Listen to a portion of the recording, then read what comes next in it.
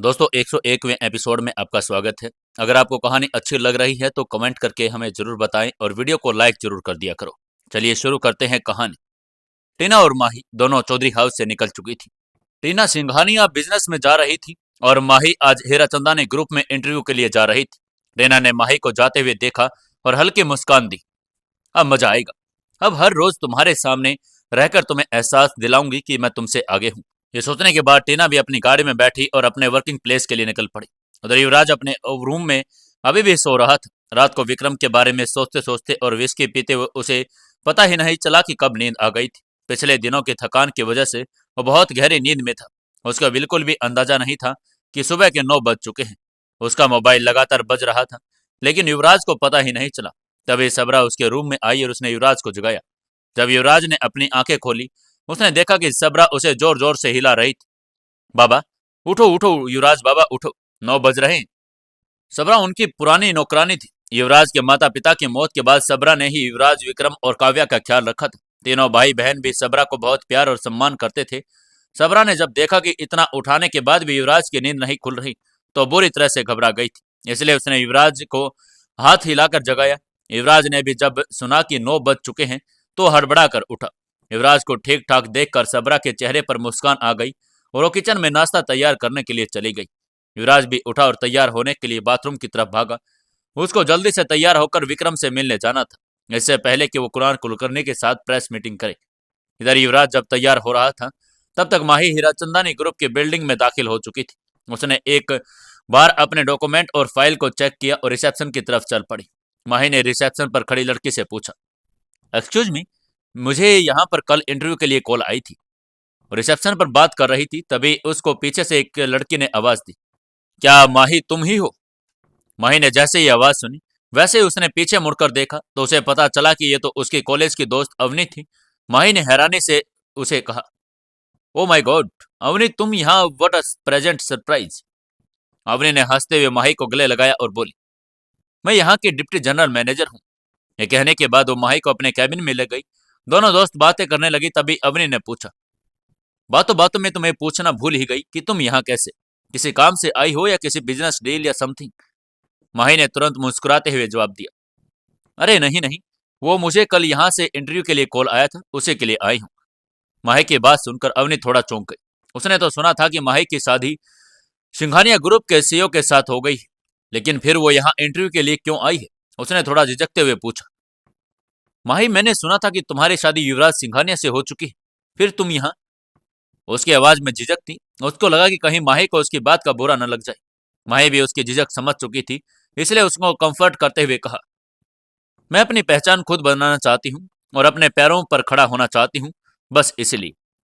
अच्छा, तो ये तो बहुत अच्छी बात है, लेकिन तुम इंटरव्यू की टेंशन मत लो। मैं अभी कंपनी के चीफ एग्जीक्यूटिव सोनाली गुप्ता को तुम्हारे लिए कहती हूँ, और वो सोनाली ही वही है जो हमारे साथ कॉलेज में पढ़ा करती है। याद है तुम्हें कितनी ब्रिलियंट स्टूडेंट थी वो? अवनी की बातों से कुछ दोहराने के बाद माही को याद आया कि सोनाली गुप्ता कौन है और वो सुनकर खुश भी हो गई। अवनी ने तुरंत सोनाली को टेक्स्ट किया कि हमारी पुरानी दोस्त माही हमारी कंपनी में जॉब इंटरव्यू के लिए आई है तो उसका ख्याल रखा जाए। जब सोनाली गुप्ता अवनी का मैसेज पढ़ दी तो उसे कुछ देर दिमाग पर जोर देने के बाद उसको याद आया कि माही उसकी क्लासमेट थी। वो ये बात अपनी कॉलेजियस ललिता और मोनिका से शेयर भी करती है। ललिता और मोनिका भी अवनी, सोनाली और माही की क्लासमेट थी। और सोनाली और ललिता और मोनिका की तरफ देखते हुए बोली, ललिता, मोनिका देखो, अवनी का मैसेज आया है। एक लड़की की बात कर रहे हैं। अरे तुम दोनों को याद है हमारे कॉलेज बैच में एक सिंपल सी लड़की हुआ करती थी, माही। ललिता और मोनिका दोनों माही का नाम सुनकर समझ गए कि सोनाली किस माही की बात कर रही। उन दोनों ने इकट्ठे कहा, हाँ हाँ जानते हैं, हमें याद आ गया। हाँ तो आज वो हमारी कंपनी में आई हुई है, लेकिन मजे की बात यह है कि वो यहाँ पर जॉब इंटरव्यू के लिए आई है। सोनाली ने मुस्कुराते हुए कहा, असल में सोनाली कॉलेज टाइम से माही की सिंपल सिटी और खूबसूरती से जलती थी, क्योंकि कॉलेज के साथ सभी उसके लड़के और माही की खूबसूरती के दीवाने थे और उसकी तरफ देखते भी नहीं थे। यहाँ तक कि सोनाली का बॉयफ्रेंड भी हमेशा माही की तारीफ किया करता था। मोनिका उससे बोली, तो इसमें क्या है, वो जॉब करना चाहती है तो अच्छी बात है। सोनाली ने उसे झिझकते हुए कहा, अरे पागल हो गई हो क्या? अभी तो उसे नीचा दिखाने का मौका मिला है। कॉलेज में देखा नहीं कि उसके होते हुए कोई भी लड़का हमारी तरफ देखता भी नहीं था। ललिता तुरंत बोली, आर यू श्योर सोनाली, ऐसा हो सकता है? सोनाली ने पूरे कॉन्फिडेंस के साथ कहा। बिल्कुल, अभी देखना तमाशा। ये कहते हुए सोनाली और जोर से हंसने लगी। उसे देखकर ललिता और मोनिका भी उसका साथ देने लगी। तभी सोनाली ने उनकी हंसी रोकने का इशारा करते हुए कहा, अरे रुको रुको, अवनी मैम का एक और मैसेज आया है। वो कह रहे हैं कि हमें माही के इंटरव्यू में उसकी मदद करनी है। क्या कहते हो, करें उसकी मदद? ये कहते हुए तीनों ने एक तरफ शैतानी मुस्कान के साथ एक दूसरे को देखा। सोनाली की बात सुनकर ललिता और मोनिका ने उसे थम्स अप करते हुए हामी भरी। सोनाली ने मुस्कुराते हुए कहा, चलो ठीक है, तैयार हो जाओ, नया ड्रामा होने वाला है। आज का दिन आसानी से गुजर जाएगा। ये कहने के बाद तीनों ठहाका लगाकर हंसने लगी। सोनाली ने फिर अवनी को ओके का मैसेज भेज दिया। दूसरी तरफ माही भी बिल्कुल खबर नहीं रखती थी कि उसके क्लासमेट उसके बारे में क्या सोच रहे हैं और उसके आगे आने क्या होने वाला है। वो तो अपने क्लासमेट के बारे में अच्छा ही सोच रही थी। उसे लग रहा था कि उसका इंटरव्यू भी आसानी से हो जाएगा और वो अपने क्लासमेट के साथ बैठकर पुरानी यादें भी ताजा करेगी। वो लोग कॉलेज के दिन में याद करेंगे और उन दिनों की मस्ती और मजाक को याद करेंगे। लेकिन उसके साथ जो होने वाला था वो उसके बिल्कुल उलट था। अवनी ने माही से कहा, माही मेरी बहुत ही इंपॉर्टेंट मीटिंग है, लेकिन मैंने सोनाली को मैसेज कर दिया है, वो तुम्हारा इंटरव्यू पर्सनली लेगी और मुझे लगता है कि तुम उसे मिलकर खुश हो जाओगी। जिस तरह हम लोगों ने अपने कॉलेज की यादें ताजा की है, मुझे तो लगता है कि वहां जाकर तुम्हारा मूड और भी अच्छा हो जाएगा। तुम जाओ, अगर मेरी मीटिंग खत्म हो गई तो मैं तुम लोगों को ज्वाइन कर लूंगी। ये कहने के बाद अवनी अपने सेक्रेटरी से बोली, माही को सीधे सोनाली गुप्ता के केबिन में ले जाओ। अवनी ने सेक्रेटरी ने माही को अपने साथ कैबिन में लेकर जाने लगी। सोनाली के कैबिन के बाहर पहुंचकर अवनी के सेक्रेटरी दरवाजे पर नॉक किया और बोली, मैम, अवनी मैम ने मिस माही को आपके पास छोड़ने के लिए कहा है, क्या मैं उन्हें अंदर भेज दूं? सोनाली के हाँ कहने के बाद सेक्रेटरी माही को अंदर जाने का इशारा बोल दिया। सोनाली अपने कॉलेजिस्ट से बोली, वी रेडी गाइस, मजा आने वाला है। जैसे सोनाली ने माही को देखा, वो तुरंत खड़ी हो गई और बहुत ही मुस्कान के साथ माही को ग्रीट करते हुए बोली, it's pleasure to meet you after so long time. कहाँ थी तुम? आज इस तरह मुलाकात होगी ये मैंने कभी सोचा भी नहीं था। सोनाली के बाद ललिता और मोनिका ने भी माही को खुश करने के लिए ग्रीट कर दिया। माही भी मुस्कुराते हुए बोली, आप लोगों से मिलकर मुझे भी बहुत खुशी हुई। लेकिन अंदर ही अंदर सोनाली सोच रही थी, अब तुम्हारी यह खुशी ज्यादा देर तक नहीं टिकने वाली। अब तुम देख कि मैं तुझे कैसा मजा चखाऊंगी। माही सोनाली से तो मिल चुकी थी, लेकिन वो ललिता और मोनिका को पहचानने की कोशिश कर रही थी। उन्हें देखकर ऐसा महसूस हो रहा था कि जैसे उसने इन दोनों को पहले कहीं भी देखा है। सोनाली ने जब ये नोटिस किया तो उसने कहा, इन्हें क्या देख रही हो तुम? माही ने जवाब दिया, मुझे लग रहा है कि मैंने इन दोनों को पहले कहीं देखा है, लेकिन मुझे अच्छे से याद नहीं आ रहा कि कहाँ। मैं तो यहाँ पहली बार आई हूँ, तो यहाँ तो नहीं हो सकता। सोनाली माही की बात काटते हुए बोली, दिमाग पर इतना जोर क्यों डाल रही हो? मैं बता देती हूँ, मोनिका और ललिता वो हैं तो तुम्हें याद नहीं शायद, ये हमारे साथ ही पढ़ती है। ओह, याद आया, ये तो रीयूनियन हो गई। उधर अवनी और तुम यहाँ सब। माही ने कहा। ललिता माही की तरफ देखकर बोली, और बताओ, तुम इतने सालों से कहाँ थी और अब तक क्या कर रही थी? माही ने कहा, मैं कुछ नहीं कर रही थी, बस घर पर ही थी, अभी अभी जॉब ढूंढनी शुरू की है। माही के जवाब पर तीनों को विश्वास ही नहीं हो रहा था। वे सोच में पड़ गई कि कॉलेज की सबसे होशियार लड़की अब तक कुछ नहीं कर रही थी, बस घर पर बैठी थी। लेकिन अब उन्हें माही का मजाक उड़ाने का मौका मिल गया था। वो तीनों जोर जोर से हंसने लगी। उन्हें इस तरह हंसते हुए देखकर माही को समझ ही नहीं आ रहा था कि उन्हें उसने ऐसा क्या कह दिया कि उन्हें इतनी हंसी आ रही है। सोनाली ने मोनिका और ललिता की तरफ देखकर कहा, इसको कोई बताए कि हीराचंदानी ग्रुप फ्रेशर्स को नौकरी पर नहीं रखता। माही को उनकी बात बिल्कुल समझ नहीं आई। अगर ऐसी बात थी तो उसका रेज्यूमे देखने के बाद भी उसे इंटरव्यू कॉल कैसे आ गई? उसके रेज्यूमे में तो साफ साफ लिखा था कि वो फ्रेशर है। तभी सोनाली ने आगे कहा, मुझे लगता है कि अवनी मैम को यह मालूम नहीं होगा कि तुम फ्रेशर हो, इसलिए उन्होंने तुम्हें नौकरी पर रखने का फैसला कर लिया। सोनाली की आंखों में एक शरारती चमक आ गई। वो कुछ सोचने लगी और फिर थोड़ी देर बाद के बोली, एक मिनट, मेरे पास तुम्हारे लिए एक जॉब है। ये कहते हुए उसने एक शातिर मुस्कान दी और ललिता और मोनिका की तरफ देखा। मोनिका और ललिता भी समझ गई थी कि सोनाली किस पोस्ट की बात कर रही है। किस पोस्ट की बात कर रही थी सोनाली? क्या करेगी अब माही? क्या माही को नौकरी मिल जाएगी आसानी से या नहीं? जानने के लिए जुड़े रहिए अपने इस कहानी बेमानी मोहब्बत के साथ। दोस्तों, 102वें एपिसोड में आपका स्वागत है। दोस्तों, जल्दी से जल्दी अपने सुकून एफएम चैनल के 1000 सब्सक्राइबर करवाने में हमारी हेल्प जरूर कीजिएगा। 1000 सब्सक्राइबर होते ही हम आपके लिए नई कहानी लेकर आ रहे हैं। सोनाली की आंखों में एक शरारती चमक आ गई। वो कुछ सोचने लगी और फिर थोड़ी देर बाद बोली, एक मिनट, मेरे पास तुम्हारे लिए एक जॉब है। माही के चेहरे पर आशा की किरण चमक उठी। उसे लगा कि सोनाली उसकी मदद करना चाहती है। वो बेसब्री से सुनने लगी। सोनाली ने माही के डॉक्यूमेंट वाली फाइल उठाई और उसे जोर से टेबल पर पटकते हुए बोली, इस पोस्ट के लिए मुझे तुम्हारे डॉक्यूमेंट्स देखने की कोई जरूरत भी नहीं है। माही थोड़ा चौंक गई। उसे समझ ही नहीं आया कि सोनाली ऐसा क्यों कह रही है, लेकिन उसे अभी भी विश्वास था कि शायद सोनाली सच में उसकी मदद करना चाहती है। सोनाली ने आगे कहा, हमारे पास तुम्हारे लिए एक बहुत ही अच्छा काम है। अभी कुछ दिन पहले ही हमारे ऑफिस का क्लीनर गांव चला गया है। हमें उसके जगह पर कोई अच्छा क्लीनर नहीं मिल रहा, तो मैं तुम्हें अभी भी उसके जगह पर रख सकती हूँ। माही को ऐसा लगा जैसे किसी ने उसके चेहरे पर थप्पड़ मार दिया हो। वो कुछ पलों तक सन खड़ी रही और उसने उसके कानों पर विश्वास ही नहीं हो रहा था। मोनिका और ललिता सोनाली की बात सुनकर जोर जोर से हंसने लगी। मोनिका बोली, हाँ माही, तुम्हें बस ऑफिस साफ करना होगा, सिर्फ पोछा और कूड़ा उठाना होगा। बहुत ही आसान काम है। ललिता ने भी व्यंग्यात्मक स्वर में कहा, वैसे भी तुम्हें तो यह काम करने की आदत होगी। अभी तक तुम घर पर ही थी तो तुम तो सफाई का काम अच्छे से कर सकती हो। माही ने गहरी सांस ली और आंखों में आए आंसू को रोकने की कोशिश की। उसे अब समझ आ गया था कि यह सब एक साजिश थी। सोनाली उसे नीचा दिखाने की कोशिश कर रही थी, लेकिन माही इतनी कमजोर नहीं थी। उसने खुद को संभाला और आंखों में आक्रोश लिए कहा, सोनाली, मुझे लगा था कितने सालों बाद मिलने के बाद तुम बदल गई होगी, लेकिन तुम अब भी वैसी की वैसी हो, घमंडी और छोटी सोच वाली। तुम्हें लगता है कि किसी को नीचा दिखाकर तुम बड़ी बन जाओगी। सोनाली का चेहरा तमतमा गया। उसने सोचा कि माही रो पड़ेगी, लेकिन यहाँ तो माही डटकर खड़ी थी। माही ने आगे कहा, काम कोई छोटा नहीं होता, लेकिन किसी को नीचा दिखाने के लिए उसे कमजोर समझना तुम्हारी नीची सोच को दिखाता है। इतना कहकर माही ने अपनी फाइल उठाई और दरवाजे की ओर बढ़ गई। उसने बिना पीछे देखा दरवाजा खोला और बाहर निकल गई। माही अपनी फाइल को कसकर पकड़ते हुए सोनाली के कैबिन से बाहर निकलने ही वाली थी, तभी अवनी वहां पर आ गई। अवनी सीधे सोनाली के कैबिन की ओर बढ़ रही थी, लेकिन जैसे ही उसने माही को बाहर आते देखा और रुक गई।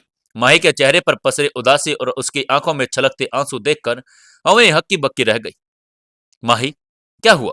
तुम रो क्यों रही हो? अवनी ने उसके पास आते ही चिंता भरे स्वर में पूछा। माही ने बस एक नजर उसकी ओर देखा, लेकिन कुछ कहे बिना ही आगे बढ़ गई। उसके चाल में ऐसा भारीपन था कि जैसे वो खुद को जबरदस्ती घसीट रही हो। अवनी को कुछ ज्यादा ही समझ नहीं आया कि आखिर माही के साथ हुआ क्या था। उसी समय अवनी की सेक्रेटरी वहां आई और धीरे से बोली, मैम, सोनाली मैम ने माही मैम के साथ कुछ बुरा किया है। उन्होंने उनका मजाक उड़ाया और क्लीनर की नौकरी ऑफर की। अवनी को यह सुनकर यकीन ही नहीं हुआ कि उसकी आंखें गुस्से से लाल हो गई। उसे पहले से पता था कि माही को इंटरव्यू के लिए अपनी कंपनी के सीईओ शिवानी हीराचंदानी ने बुलाया था। ये इंटरव्यू तो बस एक दिखावा था, ताकि माही को ऐसा न लगे कि कोई उसकी मदद कर रहा है। लेकिन सोनाली ने अपनी ओछी मानसिकता दिखाते हुए उसे बुरी तरह से बेइज्जत कर दिया था। अवनी को इस बात का बहुत गुस्सा आया कि सोनाली और उसके दोस्त इतने घटिया हरकत कर सकते हैं, जबकि उसने खुद सोनाली से माही की मदद करने को कहा था। गुस्से में तमतमाती अवनी सीधे सोनाली के कैबिन में घुसी। वहां सोनाली, ललिता और मोनिका ठहाके लगाकर हंस रही थी। ये देखकर अवनी का गुस्सा और बढ़ गया। उसने ऊंची आवाज में कहा, क्या हो रहा है यहाँ पर? अचानक पूरा कमरा शांत हो गया। तीनों अपनी सीट से खड़ी हो गई और अवनी को देखने लगी। सोनाली मुस्कुराते हुए बोली, मैम, आपको यहाँ आने की क्या जरूरत थी? अगर कोई काम था तो मुझे बुला लेती। ये सुनते ही अवनी का गुस्सा 7वें आसमान पर पहुंच गया। और शिवानी को घूरते हुए बोली, मैंने तुमसे जो काम कहा था उसका क्या हुआ? सोनाली घबरा गई। उसने तो सोचा भी नहीं था कि अवनी को इस बारे में पता चल जाएगा, लेकिन खुद को संभालते हुए उसने झूठ कहा, मैंने माही का इंटरव्यू लिया था और उसके रिज्यूमे के अनुसार मुझे एक जॉब भी ऑफर की थी, लेकिन उसने कहा कि उसे कम से कम मैनेजर की पोस्ट चाहिए, इसलिए मैंने उसे भेज दिया। सोनाली का यह सफेद झूठ कर सुनकर अवनी का गुस्सा और भी बढ़ गया। उसे विश्वास ही नहीं हो रहा कि कोई इतनी सफाई से झूठ भी बोल सकता है। अवनी ने तंज कसते हुए कहा, कौन सी पोस्ट ऑफर की थी और उसके रिज्यूमे के हिसाब? क्लीनर की। उसके रिज्यूमे में ये क्या लिखा कि पोछा मारने का कौन सा फिनाइल अच्छा होता है? ये सुनते ही सोनाली के चेहरे का रंग उड़ गया। उसे समझ ही नहीं आया कि अवनी को यह सब कैसे पता चल गया। अवनी आगे बढ़ी और सख्त आवाज में बोली, तुम्हें मालूम भी है कि माही को यहाँ इंटरव्यू के लिए किसने और किसके कहने पर बुलाया गया था? सोनाली ने हिचकिचाते हुए पूछा, किसके मैम? अवनी ने तीखे स्वर में कहा, सीईओ मैडम के कहने पर। यह इंटरव्यू तो बस एक दिखावा था, क्योंकि वाइस प्रेसिडेंट की पोस्ट उसके लिए तैयार थी। अवनी की बात सुनकर सोनाली, ललिता और मोनिका के होश उड़ गए।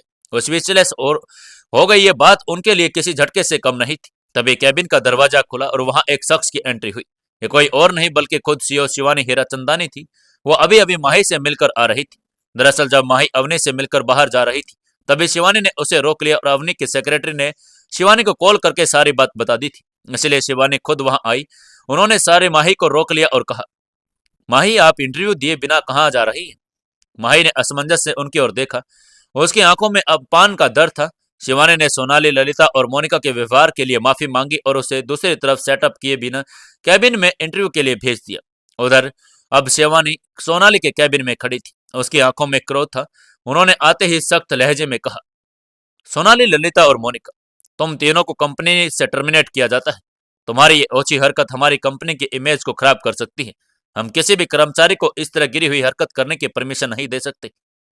सोनाली, ललिता और मोनिका के पैरों तले की जमीन खिसक गई। उन्हें समझ ही नहीं आया कि वो क्या करें।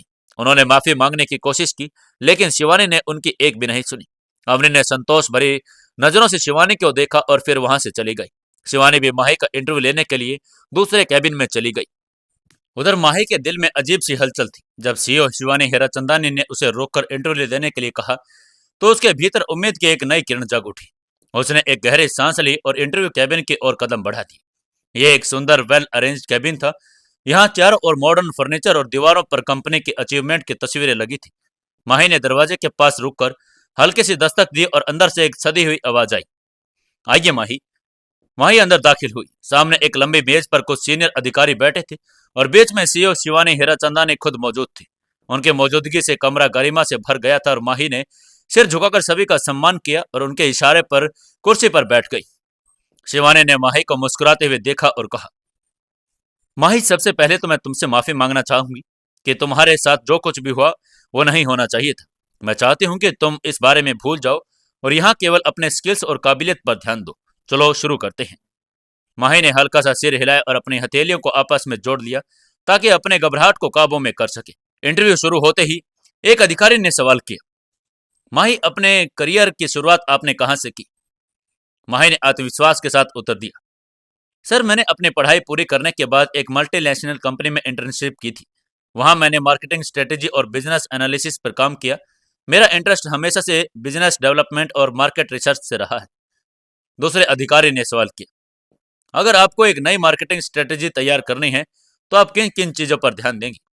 माही ने सोचा और फिर क्लियरिटी से उत्तर दिया, मैं सबसे पहले प्रोडक्ट और सर्विस को समझने की कोशिश करूंगी। उसके बाद टारगेट ऑडियंस को एनालिसिस करूंगी कि वे चाहते क्या हैं और उनकी जरूरतें क्या हैं। मैं कंपटीशन भी डीप स्टडी करूंगी ताकि एक इफेक्टिव स्ट्रेटेजी बनाई जा सके जो न केवल ब्रांड को मजबूत करे बल्कि ग्राहकों का विश्वास भी जीत सके। शिवानी ने उसकी बातों पर ध्यान से सुना और सेटिस्फाइंग मुस्कान के साथ कहा, बहुत अच्छा माही, अब मैं तुम्हें एक व्यक्तिगत सवाल पूछना चाहती हूँ। तुम अपने जीवन में कौन सी सबसे बड़ी चुनौती का सामना आज तक कर रही हो और उससे क्या सीखा तुमने? माही ने एक गहरी सांस ली और कहा, मेरी सबसे बड़ी चुनौती सेल्फ डिपेंडेंट बनने की थी। मुझे खुद को साबित करने के लिए कई संघर्ष करने पड़े, लेकिन मैंने सीखा कि अगर मेहनत और लगन हो तो दुनिया की कोई भी काम मुश्किल और हमें नहीं रोक पाएगी। हर असफलता का एक नया सबक सिखाएगी। शिवानी ने बाकी अधिकारियों की ओर देखा जो माही के आत्मविश्वास और स्पष्ट सोच से प्रभावित थे। उन्होंने सहमति में सिर हिला दिया। शिवानी ने आखिर में कहा, माही, तुम्हारी काबिलियत और आत्मविश्वास को देखते हुए हम तुम्हें हमारी कंपनी में वाइस प्रेसिडेंट बिजनेस डेवलपमेंट के पद पर अपॉइंट करना चाहते हैं। क्या तुम तैयार हो? माही के कानों पर विश्वास ही नहीं हो रहा था। उसकी आंखों में आंसू आ गए, लेकिन इस बार ये खुशी के आंसू थे। उसने तुरंत सिर हिलाकर कहा, जी हाँ, मैं पूरी ईमानदारी से मेहनत करूंगी और काम करूंगी। शिवानी मुस्कुराई और खड़े होकर माही से हाथ मिलाया। वेलकम टू द टीम माही।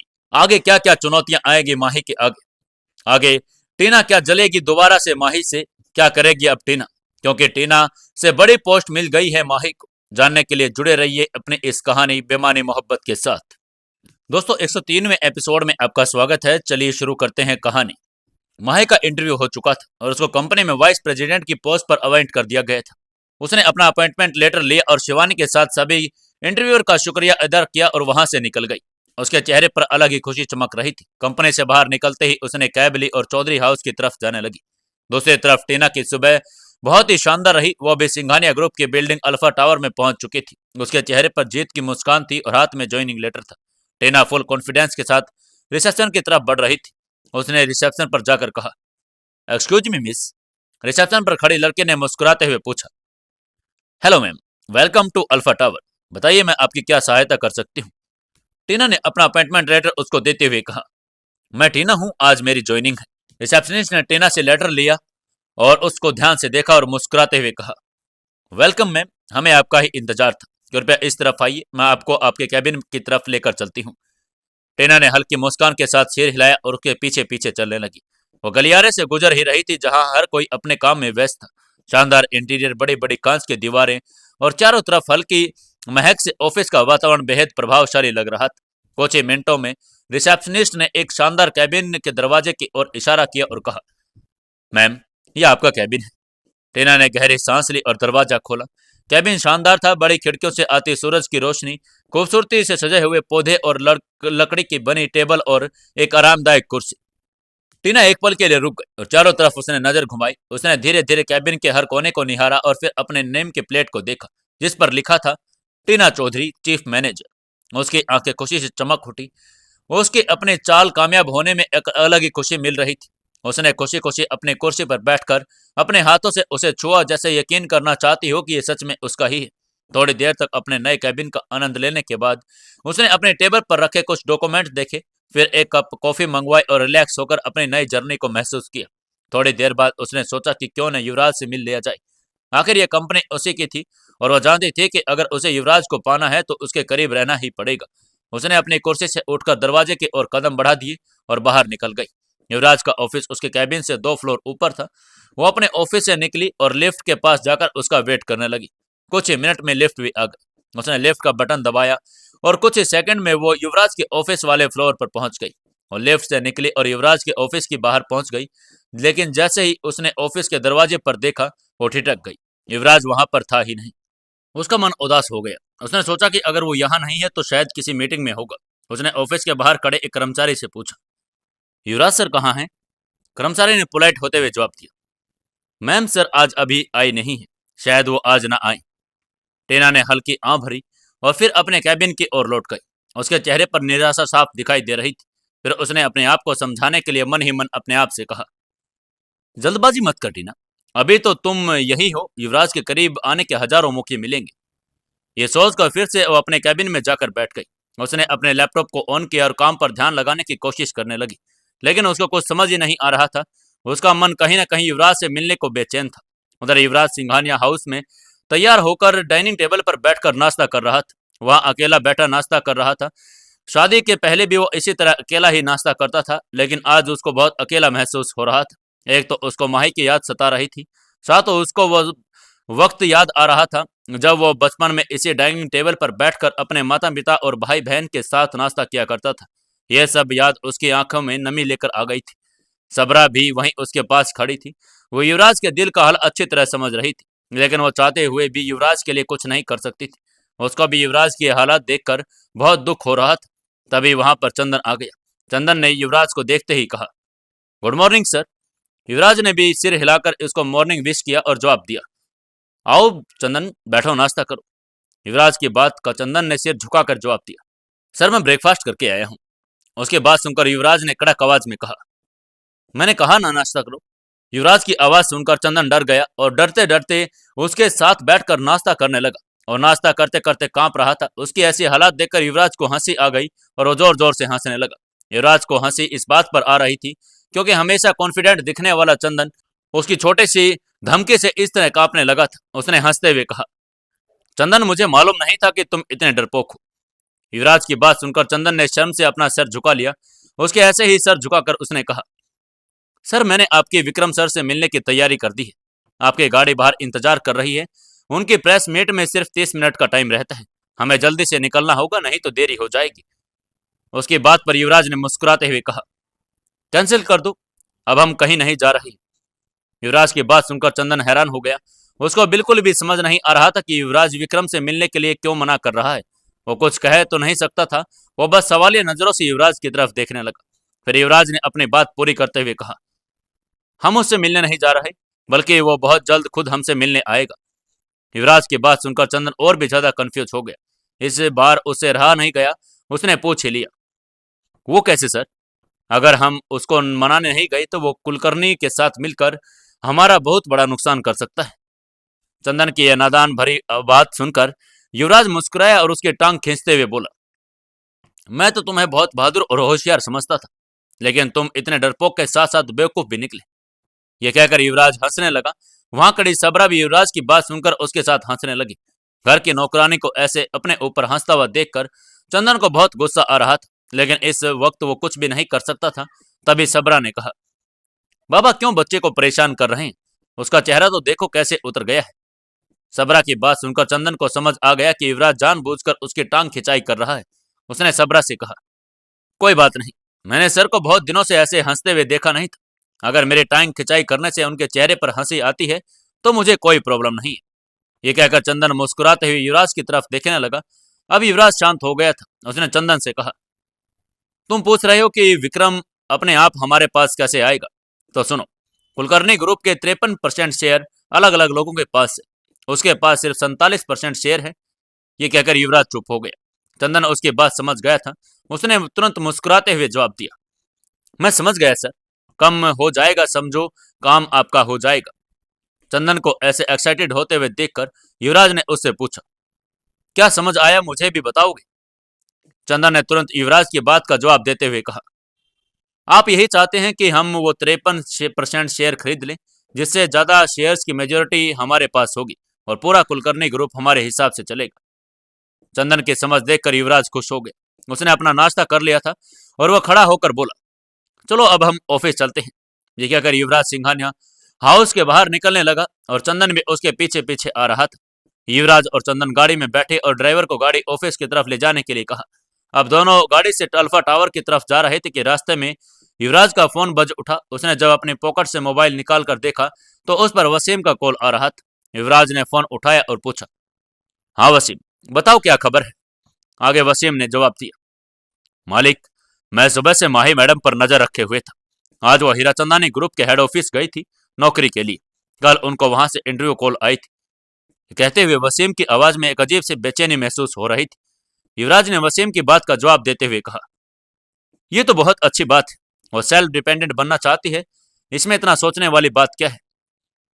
सोचने वाली बात यह नहीं है, मैंने ये बताने के लिए कॉल किया है सर कि वहां मैडम को किसी ने परेशान किया है, उनको नीचा दिखाने की कोशिश भी की। वसीम ने युवराज को बताया। वसीम की बात सुनकर युवराज को गुस्सा आने लगा।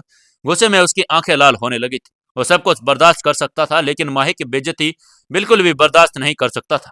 उसने वसीम से पूछा, किसकी हिम्मत हुई माही को परेशान करने की? वसीम ने युवराज की बात का जवाब देते हुए कहा, वो 3 लड़कियां थी, सोनाली गुप्ता, ललिता और मोनिका।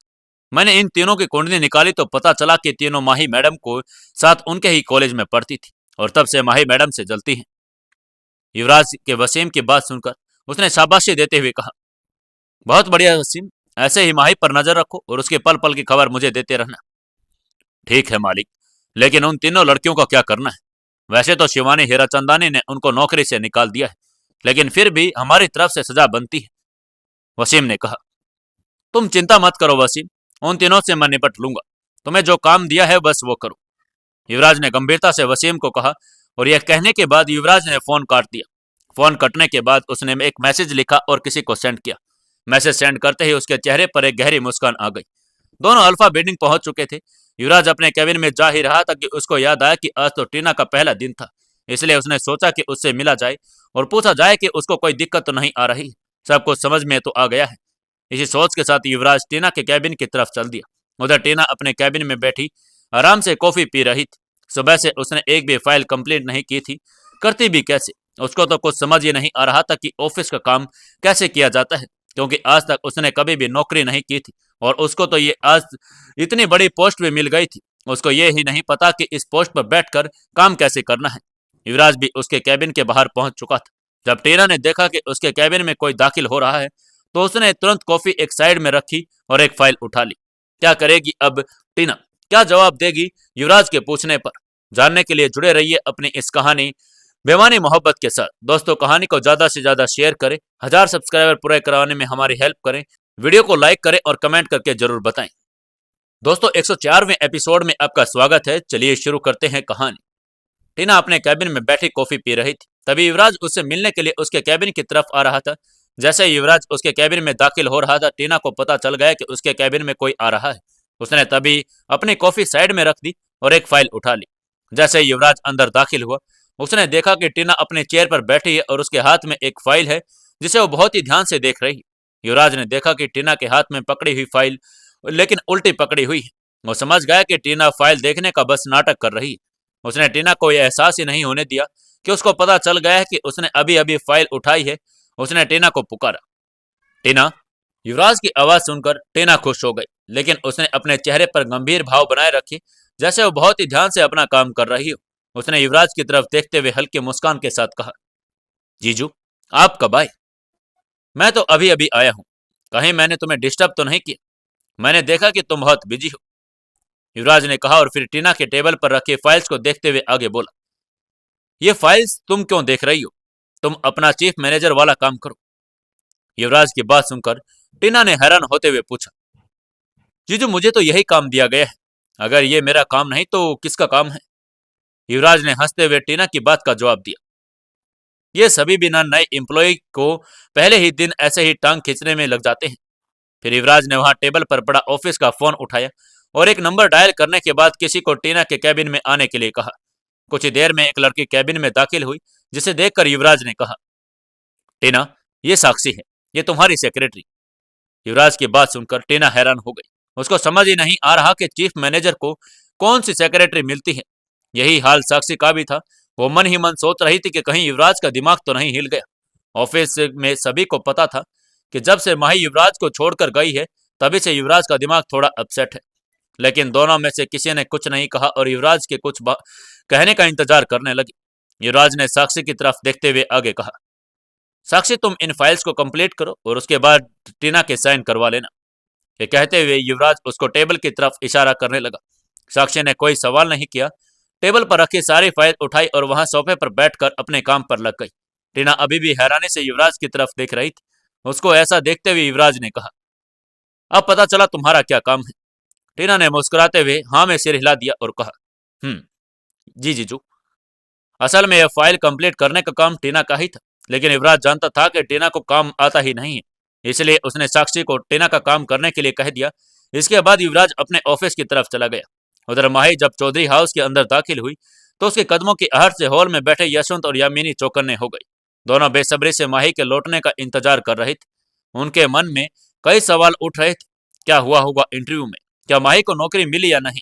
जैसे ही उन्होंने अपनी बेटी को दरवाजे के अंदर आते देखा तो दोनों उठकर उसकी ओर चले गए। माही के चेहरे पर अजीब सा भाव था। उसने बिना कुछ कहे सोफे पर जाकर वो बैठ गई। उसकी चुप्पी को और चेहरे की उदासी देखकर यामिनी को चिंता होने लगी। उन्होंने माही का हाथ अपने हाथों में लेते हुए प्यार से पूछा, क्या हुआ बेटा, नौकरी मिली या नहीं? कोई बात नहीं, और नहीं भी मिली तो एक दरवाजा बंद होता है तो दूसरा खुलता है। तुम मेहनती हो, तुम्हें जरूर कहीं और अच्छा नौकरी मिल जाएगी। यामिनी के सांत्वना भरे शब्द सुनकर माही पहले तो चुप रही, लेकिन जब उसने अपनी माँ और बाबा को सीरियस चेहरा देखा तो उसे रहा नहीं गया। वो हंसने लगी। ये कोई हल्की फुल्की हंसी नहीं थी, बल्कि जोर जोर से ठांका लगाकर हंसने लगी। यशवंत और यामिनी एक दूसरे को देखने लगे। उन्हें समझ ही नहीं आ रहा था कि माही की यह हंसी किस बात की थी। दोनों को अब चिंता हो रही थी कि दोनों सोच में पड़ गए कि कहीं नौकरी न मिलने से माही का मानसिक संतुलन तो नहीं हिल गया। यामिनी ने परेशान होकर माही को गले लगाने की कोशिश की और कहा, शांत हो जाओ बेटा, अगर नौकरी नहीं मिली तो कोई बात नहीं, जीवन में उतार चढ़ाव तो आते रहते हैं। लेकिन माही की हंसी रुकने का नाम ही नहीं ले रही थी। आखिरकार उसने मुश्किल से अपनी हंसी पर थोड़ा काबू पाया तो और गहरी सांस लेते हुए बोली, अरे मम्मा, मुझे नौकरी मिल गई, वो भी बहुत ही अच्छी पोस्ट पर। मैं आज से हीराचंदानी ग्रुप के वाइस प्रेसिडेंट हूँ। कुछ सेकंड पहले पूरे हॉल में सन्नाटा छा गया। यामिनी और यशवंत ने एक दूसरे को देखा और फिर माही की ओर। ये सुनकर यामिनी को पहले तो यकीन ही नहीं हुआ, लेकिन फिर खुशी से उसकी आंखों में आंसू आ गए। उसने माही को प्यार से एक हल्की सी चपत लगाते हुए कहा, अरे पागल लड़की, तुमने तो हमारी जान ही निकाल दी थी। हमें लगा कि बहुत बुरा हुआ है, तुम हो के हमें बेवकूफ बना रही हो। यशवंत ने भी हंसते हुए कहा, अब बस करो तुम दोनों। माही, बहुत बहुत बधाई हो, आखिरकार तुम्हारी मेहनत रंग लेकर आई है। हमें तुम पर गर्व है। यामिनी, चलो अब मुंह मीठा तो करवाओ। यामिनी दौड़कर मिठाई लेकर आई। सबसे पहले माई के मुंह में एक टुकड़ा दिलाया, फिर यशवंत को भी मिठाई खिलाई। पूरे घर में खुशी का माहौल था, लेकिन तभी यशवंत ने गंभीर होते हुए कहा, माही, एक बात याद रखना, ये खबर टीना को मत बताना। माही चौंक गई। क्यों पापा? यशवंत ने समझाते हुए कहा। कल टीना कितनी खुश थी कि उसे चीफ मैनेजर की पोस्ट मिली है। अगर उसे पता चला कि तुम्हें उससे भी ऊंची पोस्ट मिली है तो वो निराश हो जाएगी। कहीं ना कहीं उसके दिल में एक कंपटीशन की भावना है और मैं नहीं चाहता कि वो तुमसे जलन महसूस करे। हम चाहते हैं कि हमारी दोनों बेटियां आगे बढ़े, लेकिन बिना किसी जलन के। माही ने अपने पिता की बात को गंभीरता से सुना और सिर हिलाते हुए कहा, आप सही कह रहे हैं पापा। मैं अभी किसी को नहीं बताऊंगी, लेकिन जब उसे खुद पता चलेगा तब क्या होगा। यामिनी ने प्यार से माही के सिर पर हाथ फेरते हुए कहा, तब वक्त बदल चुका होगा और खुद भी वो अपनी पोस्ट पर गर्व महसूस करेगी। अभी के लिए तुम सिर्फ अपनी सफलता का आनंद लो। माही ने मुस्कुराते हुए सिर हिलाया और अपनी खुशी को अपने दिल में समेट लिया। वो जानती थी कि यह मेहनत उसकी और लगन का फल है, लेकिन उसे अपनी खुशी को फिलहाल अपने तक सीमित रखना होगा। वो जानती थी कि आने वाले समय में उसे कंपनी की पोस्ट की जिम्मेदारी निभानी होगी और वह इसके लिए पूरी तैयार थी। अभी उधर हीराचंदानी ग्रुप के हेड ऑफिस में शिवानी हीराचंदानी अपनी कुर्सी पर बैठे किसी का इंतजार कर रही थी। उसके चेहरे पर एक गहरी सोच थी, मानो वो किसी खास भी कोई कंटेंट पर बात करना चाह रही हो। तभी दरवाजे पर दस्तक हुई। शिवानी ने सिर उठाकर देखा, सामने आदित्य खड़ा था। उसे देखकर शिवानी की आंखों में हल्की चमक आई। वो व्यक्ति आदित्य ही था जिसका वो इंतजार कर रही थी। आओ आदित्य, मैं तुम्हारा ही इंतजार कर रही थी, शिवानी ने मुस्कुराते हुए कहा। आदित्य ने अंदर कदम रखा और दरवाजा बंद कर दिया। वो धीमे कदमों से शिवानी के टेबल के सामने पड़ी कुर्सी पर जाकर बैठ गए। कैसी हो तुम? आदित्य ने फॉर्मेलिटी करते हुए पूछा। शिवानी ने हल्का सा मुस्कुरा कर कहा, मैं ठीक हूं, लेकिन तुमने आने में देर कर दी। आदित्य ने थोड़ा अपनी घड़ी पर नजर डाली और हल्का खांसते हुए बोला, बिल्कुल, थोड़ा ट्रैफिक ज्यादा था, लेकिन मैं यहाँ एक अच्छी खबर लेकर आया हूँ। शिवानी ने भी इंटरेस्ट लेते हुए कहा, अच्छी खबर? बताओ, मैं सुन रही हूँ। आदित्य ने अपनी फाइल खोली और कहा, हमारी नई टेक्सटाइल मिल लगभग तैयार हो चुकी है। अब हमें उसके इनॉग्रेशन की तैयारी करनी है, लेकिन सबसे बड़ी समस्या यह है कि हमें उसका नाम अभी तक तय नहीं कर पा रहे हैं। शिवानी ने अपनी कुर्सी पर थोड़ा पीछे झुकते हुए कहा, यह तो वाकई में एक बड़ी जिम्मेदारी है। मेल का नाम ऐसा होना चाहिए जो हमारी ब्रांड इमेज को और मजबूत करे। आदित्य ने हामी भरी और कहा, बिल्कुल, मुझे भी ऐसा ही लगता है। हमने अपने मिल में सबसे बेहतरीन टेक्नोलॉजी का इस्तेमाल किया है और हमारा गोल भी यही है कि इंडियन टेक्सटाइल इंडस्ट्री में अपना अलग नाम बनना है। इसलिए हमें नाम भी ऐसा चाहिए जो हमारे इस गोल को सही तरीके से दर्शा दे। शिवानी ने कुछ देर सोचा और फिर बोली, तो क्या तुमने कोई नाम सोचा है? आदित्य ने हाँ में सिर हिलाया और मुस्कुराते हुए बोला, हाँ, कुछ नाम मेरे दिमाग में आए थे, जैसे ग्रैंड फैब्रिक, अनटेक्स्ट, इंडो टेक्सटाइल, लेकिन मुझे लगता है कि हमें कुछ और सोचने की जरूरत है, कुछ ऐसा जो लोगों के दिलों में उतर जाए। शिवानी ने अपने टेबल पर रखी नोटबुक उठाई और उसमें से कुछ नाम लिखने लगी। कैसा रहेगा रॉयल व्यूज? ये नाम रॉयल्टी और फैब्रिक्स दोनों इंडस्ट्री से मेल खाता है। आदित्य ने सिर हिलाते हुए पूछा।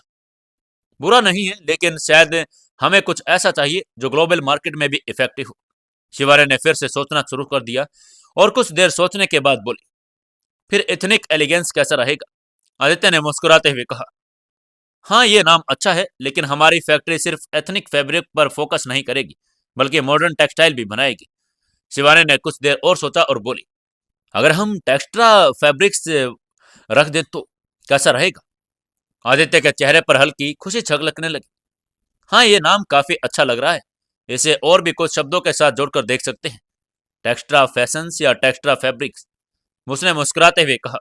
शिवानी ने सहमति जताते हुए कहा, बिल्कुल, टेक्सट्रा फैब्रिक्स काफी प्रोफेशनल और ब्रांडेड लगेगा।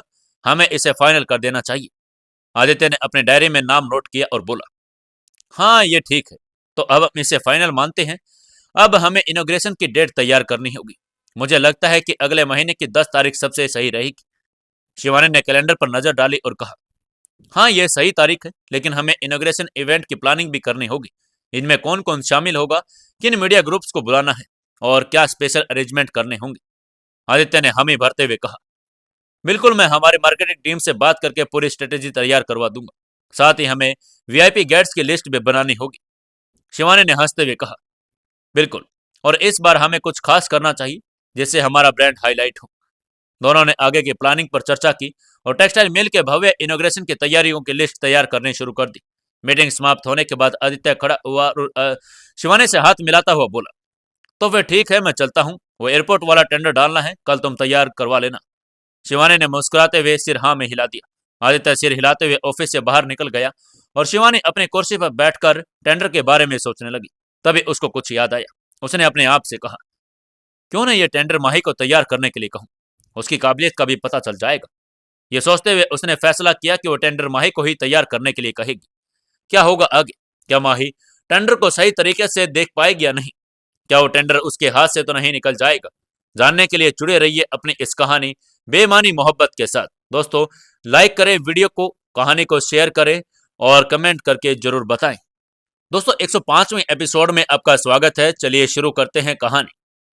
शिवानी ने एयरपोर्ट का टेंडर की जिम्मेदारी माही को देने का फैसला कर लिया था और उधर इस सबसे अनजान माही चौधरी हाउस में अपने माता पिता के साथ खुशियां मना रही थी। वहीं दूसरी तरफ युवराज अपने ऑफिस में बैठा। तभी चंदन उसके ऑफिस में आया और चंदन ने युवराज से कहा, सर, आपने जो काम कहा था वो हो गया है। अब कुलकर्णी ग्रुप के 53% शेयर सिंघानिया ग्रुप के नाम पर ट्रांसफर हो चुके हैं। युवराज उसकी बात का जवाब एक मुस्कान के साथ देते हुए बोला, बहुत अच्छे। अब मुझे यह बताओ कि वो जो रूहानी कैफे में हमारी मीटिंग थी उसका क्या हुआ? जी, वो मीटिंग 5 बजे की है। हमें अभी निकलना होगा, तभी हम टाइम पर पहुंच पाएंगे। चंदन ने अपने मोबाइल में मीटिंग शेड्यूल देखते हुए कहा। युवराज ने जब सुना कि अभी निकलना पड़ेगा, वो खड़ा हुआ और बोला, अगर अभी निकलना है तो वेट किस बात का कर रहे हो? चलो चलते हैं। दोनों जल्दी से ऑफिस से निकले और गाड़ी में बैठकर रूहानी कैफे की तरफ रवाना हो गए। युवराज इस मीटिंग के लिए बहुत बेचैन था। चंदन को उसकी बेचैनी देखकर समझ नहीं आ रहा था कि उसका बॉस किससे मिलने के लिए इतना बेताब है। पूरे रास्ते गाड़ी में बिल्कुल सन्नाटा रहा। जैसे वे रूहानी कैफे पहुंचे, युवराज के चेहरे पर एक संतोष भरी मुस्कान आई। अब चंदन का दिमाग खराब हो रहा था। उसे बिल्कुल भी समझ नहीं आ रहा था कि युवराज के मन में चल क्या रहा है। अभी तक वो बेचैन हो रहा था, अब अचानक उसके चेहरे पर मुस्कान आ गई। पिछले दिनों जो युवराज सर के साथ हुआ है, कहीं उसकी वजह से इनका दिमाग तो नहीं हिल गया? चंदन ने मन ही मन सोचा। उसे अब युवराज की चिंता होने लगी थी। उसने डरते डरते युवराज से पूछा, सर आप ठीक तो है ना? चंदन को डर था कि युवराज उस पर गुस्सा करेगा, लेकिन उसके उसके बिल्कुल उलट युवराज ने मुस्कुराते हुए जवाब दिया, मैं तो ठीक हूं, लेकिन मुझे लगता है कि तुम्हारी तबीयत सही नहीं है। सुबह से कैसी बहकी बहकी बातें कर रहे हो? किसी डॉक्टर से चेकअप करवा लो। ये कहते हुए युवराज हंसने लगा। इसके बाद दोनों रूहानी कैफे के अंदर दाखिल हुए। मीटिंग के लिए बुक किए गए प्राइवेट कैबिन की तरफ चल दिए। जैसे वे कैबिन के अंदर दाखिल हुए, उन्होंने देखा कि अंदर सुंदर सी 3 लड़कियां बैठी हुई थी। चंदन ने जब उन्हें देखा तो मुस्कुराते हुए मन ही मन अपने आप से कहा, अच्छा, इसलिए युवराज सर इतना बेताब हो रहे थे यहाँ आने के लिए। इतने सुंदर लड़कियों के लिए कोई 7 समंदर पार भी करके आ जाए। तीनों लड़कियों का चेहरा कैबिन में नीली रोमांटिक रोशनी में और भी ज्यादा हसीन लग रहा था। युवराज उनके सामने वाली चेयर पर बैठ गया और चंदन ने भी युवराज के बगल वाली चेयर पीछे की ओर खींची और अपने उस पर बैठ गया। उसके चेहरे पर एक बड़ी सी मुस्कान थी और वो उन लड़कियों में अपनी नजरें नहीं हटा पा रहा था। तभी उनके बीच में बैठी लड़की ने अपना हाथ आगे बढ़ाते हुए कहा, हेलो सर, मैं सोनाली गुप्ता। ये तीनों लड़कियां कोई और नहीं बल्कि सोनाली गुप्ता, ललिता और मोनिका थी। सोनाली का नाम सुनते ही युवराज के चेहरे पर एक शातिर मुस्कान आ गई। सोनाली ने अपनी बात जारी रखते हुए कहा, जी, वो मुझे पापा की कंपनी के लिए फंडिंग चाहिए। सोनाली की बात सुनकर युवराज जोर जोर से हंसने लगा। उसने हंसते हुए कहा, मैं तुम्हारी कंपनी को फंडिंग देने के लिए तैयार हूं, लेकिन उसके लिए तुम्हें सिंघानिया ग्रुप में जॉब करनी पड़ेगी। युवराज की बात सुनकर सोनाली खुश हो गई। उसने मन ही मन सोचा, मेरे पापा की कंपनी को फंडिंग में मिल रही है और मेरी जॉब भी। आज ही मेरी जॉब उस माही की वजह से गई है और जब मैं सिंघानिया ग्रुप से जॉब करूंगी तो उसका बदला भी ले पाऊंगी। ये सोचते हुए उसने खुशी खुशी कहा, मुझे आपकी सारी शर्तें मंजूर है मिस्टर सिंघानिया। बहुत अच्छे, युवराज ने मुस्कुराते हुए कहा। इसके बाद सोनाली ने अपने मोबाइल में अपना रिज्यूमे और एक्सपीरियंस सर्टिफिकेट निकालकर युवराज के आगे रख दिए। ये मेरे एक्सपीरियंस और क्वालिफिकेशन की डिटेल्स है। आपको जो भी पोस्ट इसके मुताबिक लगे आप मुझे ऑफर कर सकते हैं। सोनाली बहुत कॉन्फिडेंट थी कि युवराज उसे सिंघानिया ग्रुप की कोई अच्छी पोस्ट ऑफर करेगा, लेकिन हुआ कि उसकी उम्मीदों के बिल्कुल उलट। युवराज ने उसका मोबाइल वापस उसकी तरफ बढ़ाते हुए कहा, मैं जो पोस्ट आपको ऑफर कर रहा हूं उसके लिए मुझे आपका रेज्यूमे देखने की जरूरत नहीं है। युवराज की बात सुनकर सोनाली हैरान हो गई। उसे समझ ही नहीं आ रहा कि जो बात उसने माही से कही थी वही सेम बात युवराज उससे क्यों कह रहा है। लेकिन फिर उसने सोचा कि शायद युवराज को उसकी पहली वाली जॉब प्रोफाइल का पता होगा, इसलिए उसने उसे ऐसा कहा होगा। ये सब सोचते हुए सोनाली ने युवराज से पूछा, फिर आप कौन सी पोस्ट मुझे ऑफर कर रहे हैं? इस पर युवराज ने हंसते हुए चंदन की ओर देखा और पूछा, चंदन, मुरारी ने जॉब छोड़ दी है ना? युवराज के मुंह पर मुरारी का नाम सुनकर चंदन को कुछ समझ नहीं आया कि युवराज क्या करना चाहता है। मुरारी तो उनके ऑफिस का एक क्लीनर था। उसने कंफ्यूज होते हुए कहा, जी सर, पिछले हफ्ते ही वो रिटायर हो गया है। युवराज और चंदन जिस सम्मान के साथ मुरारी का नाम ले रहे थे, ये देखकर सोनाली मन ही मन खुश हो रही थी, लेकिन उसने अपनी खुशी चेहरे पर जाहिर नहीं होने दी। तभी युवराज ने सोनाली से कहा, हमारे ऑफिस के क्लीनर मुरारी अंकल पिछले हफ्ते रिटायर हुए हैं। मैं आपको उनके जगह पर जॉब ऑफर कर रहा हूँ। युवराज की बात सुनकर तीनों लड़कियों को एक साथ चंदन ने भी बुरी तरह से शौक में आ गया। चंदन को अब पूरा यकीन हो गया कि उसके बॉस की मानसिक स्थिति बिल्कुल सच में खराब हो गई है। वो अपनी आंखें बड़ी करके हैरानी से युवराज की तरफ देखने लगा। सोनाली, ललिता और मोनिका को तो हार्ट अटैक आते आते बचा। उन्हें समझ ही नहीं आ रहा कि जो बात उन्होंने माही को कही थी, वही बातें अब युवराज उन्हें क्यों कह रहा था। माही का युवराज से क्या रिश्ता था, ये सोच सोचकर उनका दिमाग चकरा गया था। कैबिन के भीतर एक अजीब सा सन्नाटा छा गया। सबकी नजरें युवराज सिंघानिया पर टिकी थी, जो अब तक शांत बैठा था, लेकिन अब उसकी आंखों में एक भयंकर तूफान उठ खड़ा हुआ था। उनके होठों पर एक तीखी मुस्कान थी, लेकिन उनकी आंखें क्रोध से जल रही थी। सोनाली, ललिता और मोनिका तीनों टेबल की दूसरी तरफ बैठी हुई थी। तीनों को अब तक यही लग रहा था कि उन्होंने माही का अपमान करके कुछ गलत नहीं किया, लेकिन अगले ही पल जब युवराज ने बम फोड़ा तो उनकी दुनिया ही उलट हो गई। युवराज ने तीनों की तरफ देखा और ठंडे लहजे में उनकी तरफ देखते हुए कहा, तुम्हें क्या लगा मिस गुप्ता? तुम मेरी पत्नी की बेइज्जती करोगे और मैं चुपचाप देखता रहूंगा? युवराज की इन तीखी बातों ने सोनाली के चेहरे का रंग उड़ा दिया। उसे तो जैसे किसी ने मिनी हार्ट अटैक दे दिया हो। ये ललिता और मोनिका भी स्पीचलेस थी। उन्होंने कभी सोचा भी नहीं था कि माही युवराज सिंघानिया की पत्नी होगी। उनके चेहरे पर डर साफ झलक रहा था। चंदन, जो अब तक पूरे मामले को समझने की कोशिश कर रहा था, अब साफ साफ देख सकता था कि युवराज के दिमाग में चल क्या रहा है। उसे यह भी एहसास हो गया कि सोनाली ने कितनी बड़ी गलती कर दी है। टेबल के दूसरी तरफ बैठी तीनों लड़कियां, सोनाली, मोनिका और ललिता, तो जैसे चक्कर खाकर गिरने ही वाली थी। अब उन्हें समझ आ रहा था कि शिवानी हीरा चंदानी खुद इस इंटरव्यू के लिए क्यों आई थी। असल में माही युवराज सिंघानिया की पत्नी थी और ये एक ऐसी सच्चाई थी जिससे वे सब अनजान थी। सोनाली अब अपने हर शब्द पर पछता रही थी। उसे अपनी हरकतों का एहसास हो चुका था, लेकिन अब पछताने का कोई फायदा भी नहीं था। उनके पास कोई दूसरा ऑप्शन भी नहीं था। सोनाली ने कांपते हुए कहा, माफ करिए मिस्टर सिंघानिया, मुझे नहीं पता था कि माही आपकी पत्नी है। मैं जानती भी नहीं थी। युवराज ने अपनी कुर्सी से उठते हुए उसे घूरा और कहा, नहीं जानती थी, इसलिए तुमने उसे नीचा दिखाने की कोशिश की। क्या तुम्हें यह अधिकार है कि तुम किसी को अपमानित करो? तुम्हें लगता है कि मैं तुम्हारी इस बदतमीजी को ऐसे ही जाने दूंगा? सोनाली को ऐसा लग रहा था कि जैसे जमीन उसके पैरों तले से नीचे खिसक रही हो। उसने कभी कल्पना भी नहीं की थी कि वो इतनी बड़ी मुसीबत में पड़ जाएगी। मोनिका, ललिता भी अब अपना अपना हौसला खो चुकी थी। उन्होंने धीमे स्वर में कहा, हमें नहीं पता था मिस्टर सिंघानिया, प्लीज हमें माफ कर दीजिए, आई एम सॉरी। युवराज ने एक हल्की गहरी सांस ली, फिर अपने जेब से फोन निकालकर किसी को कॉल लगाया। मुझे अभी के अभी पूरी गुप्ता फैमिली रोड पर चाहिए। सोनाली को तो जैसे लकवा मार गया हो। उसकी आंखों में भय साफ दिखने लगा था। उसने हड़बड़ाते हुए कहा, नहीं नहीं मिस्टर सिंघानिया, कृपया ऐसा मत करिए। मेरा परिवार का कोई दोष नहीं है। अगर आपको सजा देनी है तो मुझे दे दीजिए, लेकिन मेरे परिवार को इस समय मत घसीटिए। लेकिन युवराज का चेहरा बेरहम था। वह बिना किसी भावना के अपनी घड़ी की तरफ देख रहा था, जैसे उसे इस नाटक में कोई फर्क ही नहीं पड़ता। सोनाली की आंखों से लगातार आंसू गिर रहे थे, लेकिन युवराज की कठोरता जरा भी कम नहीं हुई थी। तुम्हारी एक माफी से कुछ नहीं होगा मिस गुप्ता। तुमने जो किया है उसकी कीमत तुम्हें चुकानी ही पड़ेगी। युवराज ने बड़े ही दृढ़ स्वर में कहा, मैं कुछ भी करने को तैयार हूं, बस आप मेरे परिवार को बख्श दीजिए। आप जो कहेंगे मैं वो करने के लिए तैयार हूं, प्लीज प्लीज। सोनाली ने हाथ जोड़कर युवराज के सामने विनती करना शुरू कर दिया। युवराज ने ठंडे लहजे में फिर कहा, ठीक है, फिर मेरी एक शर्त माननी होगी। मैं तुम्हारे परिवार को माफ कर दूंगा, लेकिन तुम्हें मोनिका और ललिता को 1 महीने तक मेरी ऑफिस में क्लीनर की नौकरी करनी होगी। यह सुनकर तीनों लड़कियों के चेहरे पर सदमे की लकीरें उभर आई। हाई सोसाइटी की गर्ल्स जो हमेशा ऐशो आराम की जिंदगी जीती रही थी, अब उन्हें झाड़ू पोछा करना पड़ेगा। ये कल्पना ही उनके लिए किसी बुरे सपने से कम नहीं थी। सोनाली के पास वो कोई चारा भी नहीं था। फिर उसने युवराज को मनाने की कोशिश की, प्लीज मिस्टर सिंघानिया, आप जो भी सजा देंगे मैं खुशी खुशी मानूंगी, लेकिन क्लीनर की नौकरी, हाँ प्लीज समझिए, हम ऐसा नहीं कर पाएंगे। युवराज ने उसकी तरफ एक गहरी नजर डाली और बिना कुछ कहे अपनी कुर्सी से उठकर जाने लगा। सोनाली ने देखा कि युवराज मानने वाला नहीं है, तो उसने भारी मन से कहा, ठीक ठीक है मिस्टर सिंघानिया, मैं आपकी शर्त मानती हूँ। हम तीनों आपके ऑफिस में काम करेंगे, लेकिन लेकिन आप हमारे परिवारों को कुछ नहीं करेंगे, ना हमारे परिवार से कोई बदला लेने की रंजिश रखेंगे। कृपया प्लीज हमें माफ कर दीजिए। युवराज ठहर गया।